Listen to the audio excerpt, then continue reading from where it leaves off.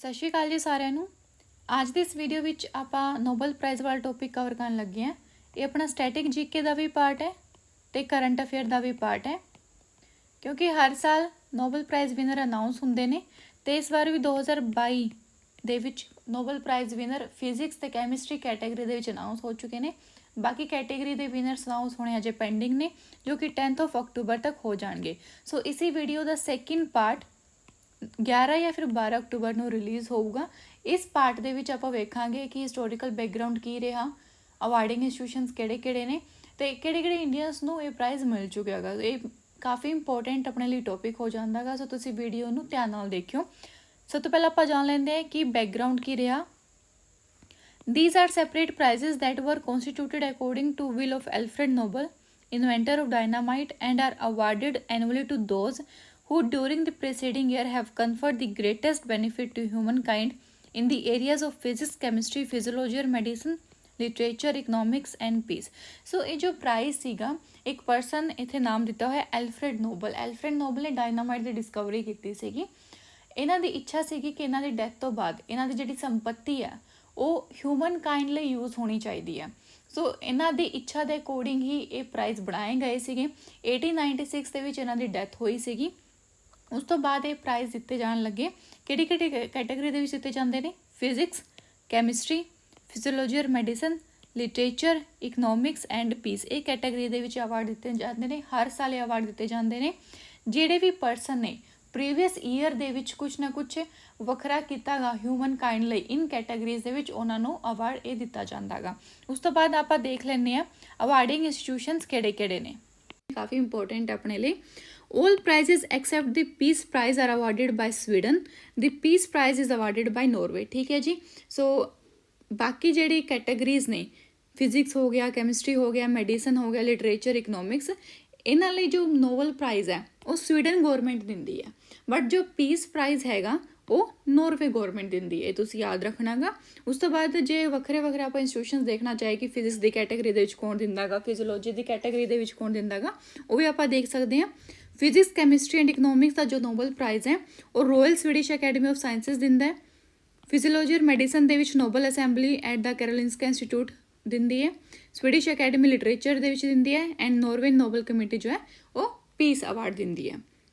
ਉਸ ਤੋਂ ਬਾਅਦ ਰਿਵਾਰਡ, ਇਹਦੇ ਵਿੱਚ ਇੱਕ ਗੋਲਡ ਮੈਡਲ ਮਿਲਦਾ ਗਾ, ਇੱਕ ਡਿਪਲੋਮਾ ਮਿਲਦਾ ਗਾ ਤੇ ਇੱਕ ਮੋਨੇਟਰੀ ਅਵਾਰਡ, ਜਿੰਨਾ ਵੀ ਉਹ ਪ੍ਰਾਈਜ਼ ਰੱਖਦੇ ਆ ਉਹ ਹਰ ਸਾਲ ਜੋ ਹੈ ਅਲੱਗ ਪ੍ਰਾਈਜ਼ ਹੁੰਦਾ ਗਾ, ਉਹ ਦਿੱਤਾ ਜਾਂਦਾ ਗਾ। ਐਂਡ ਇਹ ਜੋ ਮੋਨੇਟਰੀ ਅਵਾਰਡ ਜਿਵੇਂ ਕਿ ਦਿੱਤਾ ਜਾ ਰਿਹਾ ਗਾ, ਇਹ ਜੋ ਸੰਪਤੀ ਸੀਗੀ ਐਲਫਰੈਡ ਨੋਬਲ ਦੀ, ਉਹਨਾਂ ਵਿੱਚੋਂ ਹੀ ਦਿੱਤਾ ਜਾਂਦਾ ਗਾ। ਠੀਕ ਹੈ ਜੀ। ਉਸ ਤੋਂ ਬਾਅਦ ਕੁਝ ਇੰਪੋਰਟੈਂਟ ਫੈਕਟਸ ਆਪਾਂ ਦੇਖ ਲੈਂਦੇ ਨੋਬਲ ਪ੍ਰਾਈਜ਼ ਬਾਰੇ। ਨੋਬਲ ਪ੍ਰਾਈਜ਼ ਵਰ first awarded in 1901। However, the Nobel Prize in Economics was created in 1968 by the Sweden Central Bank। ਠੀਕ ਹੈ ਜੀ। ਪਹਿਲੀ ਵਾਰ ਜਦੋਂ ਨੋਬਲ ਪ੍ਰਾਈਜ਼ ਦਿੱਤਾ ਗਿਆ ਸੀਗਾ ਦੈਟ ਵਾਜ਼ ਇਨ 1901, ਬਟ ਉਸ ਟਾਈਮ ਤੇ ਨੋਬਲ ਪ੍ਰਾਈਜ਼ ਇਨ ਇਕਨੋਮਿਕਸ ਦੀ ਕੈਟਾਗਰੀ ਨਹੀਂ ਸੀਗੀ। ਇਕਨੋਮਿਕਸ ਦੇ ਵਿੱਚ ਜੋ ਅਵਾਰਡ ਦੀ ਸ਼ੁਰੂਆਤ ਹੋਈ ਹੈ ਉਹ 1968 ਦੇ ਵਿੱਚ ਹੋਈ ਹੈ, ਤੁਸੀਂ ਯਾਦ ਰੱਖਣਾ ਗਾ। Next is Nobel prize may not be shared among more than 3 individuals, although the Nobel Peace Prize can be awarded to organization of more than 3 people। जो नोबल प्राइज़ है वो मैक्सिमम 3 पर्सन जो है वो एक टाइम ते share कर सकते हैं, बट हाँ जो पीस प्राइज़ है वो ऑर्गेनाइजेशन को दिता जा सकता है एंड उस ऑर्गेनाइजेशन के 3 तो ज़्यादा मैंबर हो सकते हैं। Also Nobel prizes are not awarded posthumously, but if a person is awarded a prize and dies before receiving it the prize is presented. ठीक है जी। नोबल प्राइज पोस्टह्यूमसली नहीं दिता जाता। पोस्टह्यूमसली का मतलब होंदा गा डैथ तो बाद नहीं दिता जाता गा, बट हाँ किसी परसन का नाम अनाउंस हो गया, वो विनर अनाउंस हो गए ने, बट अवार्ड लेने तो पहला, रिसीव करने तो पहला जो उन्होंने डेथ हो जाती है उस केस दे विच जो है अवार्ड दिता जाऊगा उन्होंने।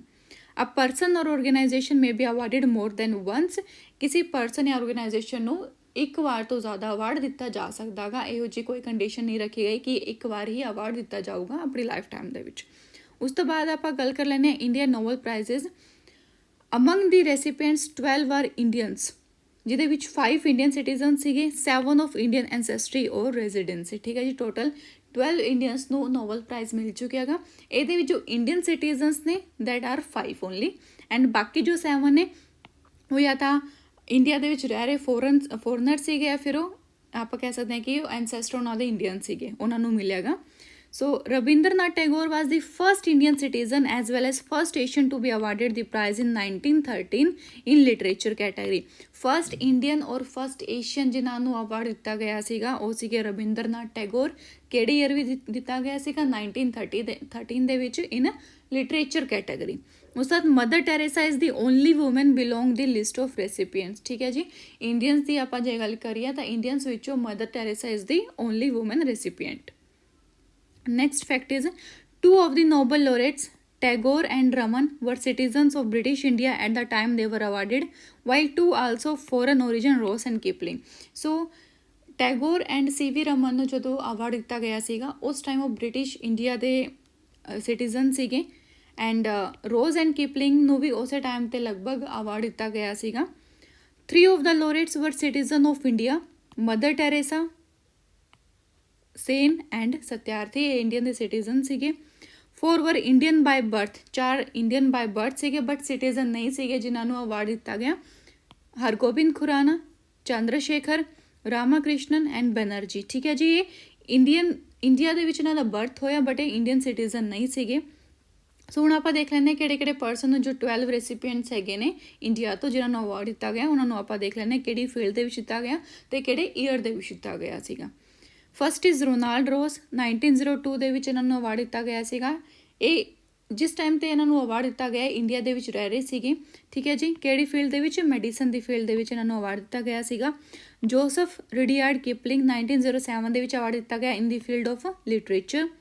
Next is Rabindranath Tagore. ਠੀਕ ਹੈ ਜੀ, ਫਸਟ ਇੰਡੀਅਨ ਸੀਗੇ ਜਿਨ੍ਹਾਂ ਨੂੰ ਅਵਾਰਡ ਮਿਲਿਆ ਸੀਗਾ। ਇਹਨਾਂ ਤੋਂ ਪਹਿਲਾਂ ਵੀ 2 ਅਵਾਰਡ ਮਿਲੇ ਬਟ ਇੰਡੀਅਨ ਸਿਟੀਜ਼ਨ ਨਹੀਂ ਸੀਗੇ। ਠੀਕ ਹੈ ਜੀ, ਇੰਡੀਅਨ ਰੈਜ਼ੀਡੈਂਟ ਸੀਗੇ। ਸੋ ਰਵਿੰਦਰਨਾਥ ਟੈਗੋਰ ਨੂੰ 1913 ਦੇ ਵਿੱਚ ਅਵਾਰਡ ਦਿੱਤਾ ਗਿਆ ਸੀਗਾ in the field of literature. Next is CV Raman, 1930 ਦੇ ਵਿੱਚ ਫਿਜ਼ਿਕਸ ਦੇ ਵਿੱਚ ਇਹਨਾਂ ਨੂੰ ਅਵਾਰਡ ਦਿੱਤਾ ਗਿਆ ਸੀਗਾ for his work on scattering of light. ਠੀਕ ਹੈ ਜੀ, ਵਰਕ ਵੀ ਪਤਾ ਹੋਣਾ ਚਾਹੀਦਾ ਹੈਗਾ। ਸਕੈਟਰਿੰਗ ਆਫ ਲਾਈਟ 'ਤੇ ਇਹਨਾਂ ਨੇ ਕੰਮ ਕੀਤਾ ਸੀਗਾ ਜਿਹਨੂੰ ਰਮਨ ਇਫੈਕਟ ਵੀ ਕਹਿ ਦਿੰਦੇ ਆ। ਇਹਦੇ ਲਈ ਜੋ ਹੈ ਅਵਾਰਡ ਦਿੱਤਾ ਗਿਆ ਸੀਗਾ। ਨੈਕਸਟ ਇਜ਼ ਹਰਗੋਬਿੰਦ ਖੁਰਾਨਾ, 1968 ਦੇ ਵਿੱਚ ਇਹਨਾਂ ਨੂੰ ਅਵਾਰਡ ਦਿੱਤਾ ਗਿਆ ਸੀਗਾ ਮੈਡੀਸਨ ਦੀ ਕੈਟਾਗਰੀ ਦੇ ਵਿੱਚ for interpretation of the genetic code and it's function in protein synthesis. Next is mother Teresa and ਇਹਨਾਂ ਦਾ ਜੋ ਸੈਕਿੰਡ ਨੇਮ ਆ ਉਹ ਵੀ ਤੁਹਾਨੂੰ ਪਤਾ ਹੋਣਾ ਚਾਹੀਦਾ ਹੈਗਾ। ਟੈਰੇਸਾ ਬੋਜ਼ਾਸ਼ੂ ਇਨ ਪੀਸ ਕੈਟਾਗਰੀ ਦੇ ਵਿੱਚ ਇਹਨਾਂ ਨੂੰ ਦਿੱਤਾ ਗਿਆ ਸੀਗਾ 1979। ਇੱਥੇ ਈਅਰ ਮੈਂਸ਼ਨ ਕਰ ਲਿਓ, 1979 ਦੇ ਵਿੱਚ ਅਵਾਰਡ ਦਿੱਤਾ ਗਿਆ ਸੀਗਾ। ਨੈਕਸਟ ਇਜ਼ ਸੁਬਰਮਨਿਅਮ ਚੰਦਰ ਸ਼ੇਖਰ, 1983 ਦੇ ਵਿੱਚ ਦਿੱਤਾ ਗਿਆ ਸੀ ਇਹਨਾਂ ਨੂੰ ਫਿਜ਼ਿਕਸ ਦੇ ਵਿੱਚ in field of his work in evolution of the star 'ਤੇ ਇਹਨਾਂ ਨੇ ਕੰਮ ਕੀਤਾ ਸੀਗਾ। ਠੀਕ ਹੈ ਜੀ, ਅਮਰਤਿਆ ਸੇਨ, 1998 ਦੇ ਵਿੱਚ ਇਹਨੂੰ ਅਵਾਰਡ ਦਿੱਤਾ ਗਿਆ ਸੀਗਾ ਇਕਨੋਮਿਕਸ ਦੇ ਵਿੱਚ for his contribution to welfare economics. ਠੀਕ ਹੈ ਜੀ, ਵੈਲਫੇਅਰ ਇਕਨੋਮਿਕਸ ਡਾਇਰੈਕਟ ਕੁਐਸਚਨ ਵੀ ਆ ਜਾਂਦਾ ਐਗਜ਼ਾਮ ਦੇ ਵਿੱਚ ਕਿ ਵੈਲਫੇਅਰ ਇਕਨੋਮਿਕਸ ਤੋਂ ਕਿਹੜੇ ਪਰਸਨ ਰਿਲੇਟਿਡ ਨੇ, that is Amartya Sen. Next is Venkat Raman Rama Krishnan, 2009 ਦੇ ਵਿੱਚ ਅਵਾਰਡ ਦਿੱਤਾ ਗਿਆ ਕੈਮਿਸਟਰੀ ਦੇ ਵਿੱਚ for studies of the structure and function of ਰਾਈਬੋਸੋਮ।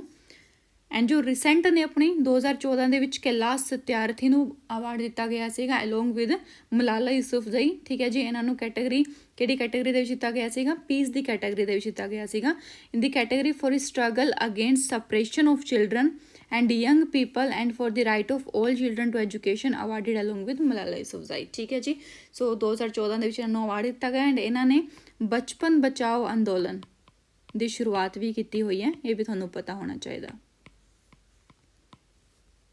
ਬਚਪਨ ਬਚਾਓ ਅੰਦੋਲਨ। Next is Abhijit Banerjee.